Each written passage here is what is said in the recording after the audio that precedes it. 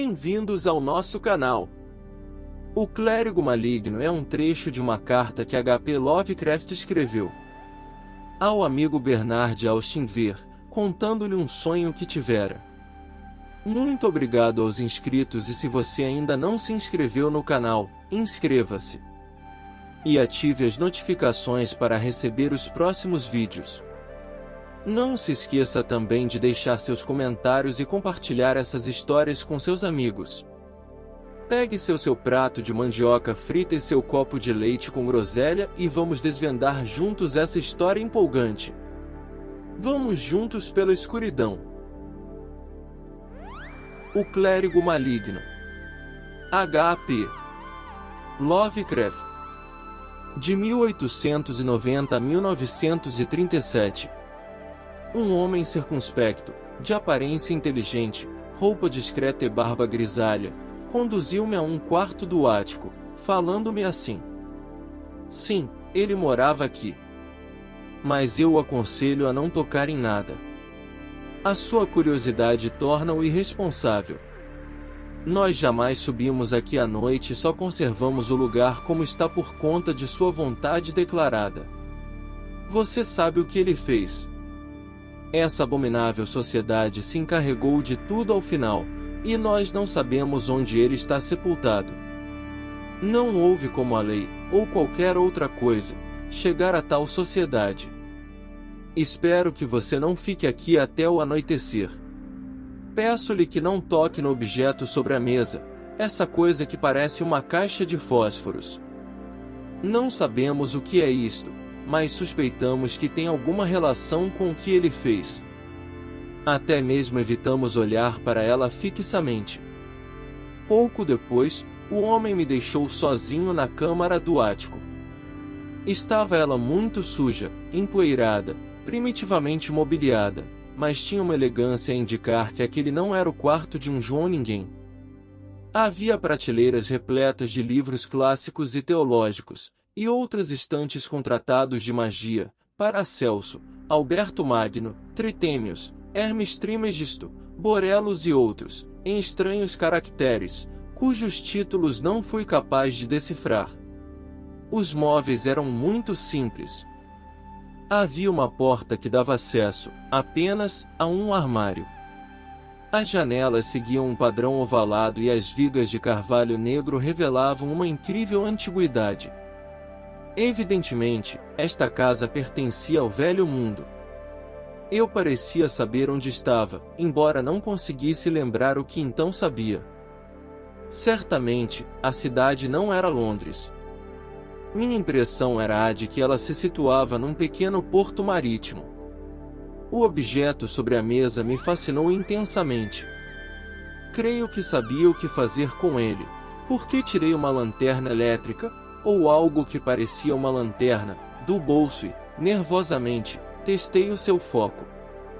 A luz não era branca, mas violeta, assemelhando-se mais a um bombardeio radioativo que a uma luz verdadeira. Lembro-me que eu não a considerava uma lanterna comum, de fato, eu trazia uma normal no outro bolso.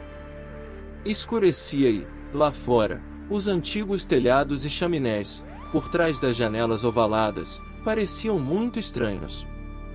Finalmente, tomando coragem, apoiei, num livro, o pequeno objeto da mesa, e para ele direcionei os raios da peculiar luz violeta. A luz, agora, assemelhava-se ainda mais a uma chuva de granizo, ou de minúsculas partículas violeta, que a um feixe de luz contínuo. Estas partículas, ao colidirem com a superfície vítrea no centro do estranho dispositivo, pareciam produzir um ruído crepitante, como o chispar de um tubo de vácuo por meio do qual fluíssem centelhas. A escura superfície produziu uma rosa incandescência, e uma figura vaga e branca pareceu tomar forma em seu centro. Então, dei-me conta de que não estava só no quarto. E guardei no bolso o projetor de raios. Mas o recém-chegado não falou e nem ouvi qualquer ruído nos momentos seguintes. Tudo era uma sombria pantomima, como se contemplada de uma vasta distância através de uma neblina interposta, malgrado, por outro lado, o recém-chegado e todos os que vieram depois aparecessem grandes e próximos, como se estivessem a um só tempo próximos e distantes, obedecendo a uma geometria normal. O recém-chegado era um homem magro e moreno, de estatura mediana, vestido com um traje clerical da igreja anglicana. Aparentava uns 30 anos e tinha pele lívida, olivácea, e uma agradável fisionomia, malgrado a testa fosse anomalamente alta. Seu cabelo negro estava bem cortado e penteado. Exibia um queixo bem escanhoado, embora azulado pelo denso crescimento dos pelos. Usava óculos sem moldura e com arcos de aço. Sua compleição e as características da parte inferior da face eram como as dos demais clérigos que eu já vira, mas sua testa era muito alta, e ele tinha uma aparência sombria e inteligente, mas, ao mesmo tempo, sutil e secretamente malévola. Nesse momento, ele acabará de acender uma lâmpada de azeite, parecia nervoso. E antes que eu o percebesse, ele pusera-se a lançar todos os livros de magia na chaminé que havia junto à janela do quarto, onde a parede se inclinava acentuadamente, a qual eu não notara antes. As chamas devoravam os volumes avidamente, subindo com cores estranhas e despegando um odor indescritivelmente horrendo, enquanto as páginas de misteriosos hieróglifos e as encadernações carcomidas eram consumidas pelo elemento devastador. Observei, então, que havia ali outros homens, todos de severa aparência e roupas clericais, e entre eles havia um que usava lenço e calções de bispo. Malgrado eu nada conseguisse ouvir, notei que eles estavam trazendo uma decisão de imensa importância ao que chegará primeiro. Eles pareciam odiá-lo e temê-lo ao mesmo tempo, e este mesmo sentimento parecia ser retribuído. O primeiro clérigo mantinha na face uma severa expressão. Mas notei que a sua mão direita tremia enquanto tentava segurar o espaldar de uma cadeira. O bispo apontou para as prateleiras vazias e para a chaminé, onde as chamas haviam morrido sob uma massa carbonizada e informe, e parecia dominado por uma repugnância peculiar. O primeiro dos recém-chegados entremostrou, então, um sorriso retorcido, e levou a mão esquerda ao pequeno objeto sobre a mesa. Todos pareceram sobressaltar-se. O cortejo de clérigos começou a desfilar pelas íngremes escadas, descendo por um alçapão no chão, e, enquanto desapareciam, voltavam-se para o que ficava fazendo gestos ameaçadores. O bispo foi o último a sair. O primeiro dos recém-chegados foi até um armário no fundo da sala e tirou um rolo de corda. Subiu numa cadeira, amarrou uma ponta a um gancho que pendia da grande viga central de carvalho negro e começou a fazer um laço na outra extremidade. Percebendo que ele estava prestes a se enfocar, corri para dissuadi-lo ou salvá-lo. Ele me ouviu e suspendeu os preparativos, olhando para mim com uma espécie de triunfo que me confundiu e perturbou. Desceu lentamente da cadeira e pôs-se a deslizar em minha direção, com um sorriso visivelmente lupino em sua face morena de lábios finos. Senti que me encontrava em perigo mortal e tirei o estranho projetor de raios como arma de defesa. Por que eu pensei que o projetor poderia me ajudar, não sei. Lancei o feixe em cheio em sua cara e vi sua pálida fisionomia refulgir com uma luz violeta, seguida por outra rosada. Sua expressão de exultação lupina cedeu lugar a outra de profundo temor, que não o fez, todavia, apagar completamente o regozijo. Estacou e, agitando freneticamente os braços no ar, começou a retroceder, cambaleante.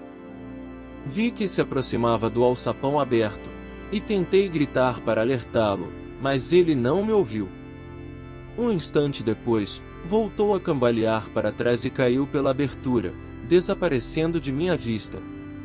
Tive dificuldade de me mover em direção ao alçapão da escada, mas, ao chegar, não encontrei nenhum corpo esmagado no andar de baixo. Em vez disso, chegou-me o barulho de pessoas que subiam com lanterna. Um momento de silêncio espectral havia sido quebrado, e novamente ouvia sons e via figuras normalmente tridimensionais. Algo havia traído, evidentemente, a multidão para esse lugar. Houvera algum barulho que eu não tinha ouvido? Agora, os dois dos homens, simples aldeões, aparentemente, que lideravam a comitiva, vieram de longe e ficaram paralisados. Um deles gritou estrondosamente: "Ah, é você?" Novamente. Em seguida, eles todos se viraram e fugiram freneticamente. Todos, menos um. Quando a multidão desapareceu, vi o homem circunspecto, de barba grisalha, que me trouxera àquele lugar, de pé, sozinho, com uma lanterna. Olhava-me boquiaberto, fascinado, mas sem temor. Depois começou a subir a escada e se juntou a mim no ático. Disse-me: "Então você não deixou isto aqui em paz?" "Sinto muito. Sei o que aconteceu. Já ocorreu anteriormente, mas o homem se assustou e atirou em si mesmo. Eu não devia tê-lo feito voltar. Você sabe o que ele quer. Mas não deve ficar com medo, como ficou o outro homem. Algo muito estranho e terrível aconteceu com você, embora não tenha ido longe o suficiente para prejudicar-lhe a mente e a personalidade. Se você mantiver a calma e aceitar a necessidade de realizar determinados ajustes radicais em sua vida, poderá manter o direito de desfrutar do mundo e do fruto de seu saber. Mas você não pode viver aqui, e acho que você vai querer voltar para Londres. Eu o aconselho a partir para a América. Você não deve tentar mais nada com esse objeto. Nada pode voltar a ser como antes. Fazer, ou invocar, qualquer coisa somente irá piorar as coisas. E não está tão mal como poderia ter ficado. Mas tem que ir embora daqui de uma vez e permanecer distante deste lugar. E dê graças aos céus por ele não ter ido mais longe. Vou prepará-lo para o pior, da melhor forma que puder, mas sem rodeios." Houve uma mudança em seu aspecto pessoal. Ele sempre faz isso. Mas em um novo país, você poderá acostumar-se com a mudança. Ah, no outro extremo do quarto, um espelho. Eu vou levá-lo a ele. Você vai levar um choque. Mas não lhe será repulsivo. Agora eu tremia de um medo mortal e o homem barbudo quase que teve de segurar-me enquanto me acompanhava até o espelho, com uma fraca lâmpada, ou seja, a que anteriormente estava sobre a mesa, não a ainda mais fraca lanterna que eu trouxera, em sua mão livre. E o que eu vi no espelho foi isto. Um homem magro e moreno, de estatura média, vestido com um traje clerical da igreja anglicana, com cerca de 30 anos, usando óculos sem molduras e de arcos de aço, cujos vidros brilhavam sobre a sua fronte pálida, olivácea, anomalamente alta. Era o silencioso primeiro recém-chegado que havia queimado os livros. Para todo o resto de minha vida, externamente, eu iria ser aquele homem. Esperamos que vocês tenham gostado do nosso conteúdo. Se você quiser mais conteúdo assustador, não deixe de se inscrever no nosso canal e ativar as notificações, para não perder nenhum vídeo novo. Agradecemos por assistir e se inscrever no nosso canal. Todos os dias temos novos vídeos. Até a próxima!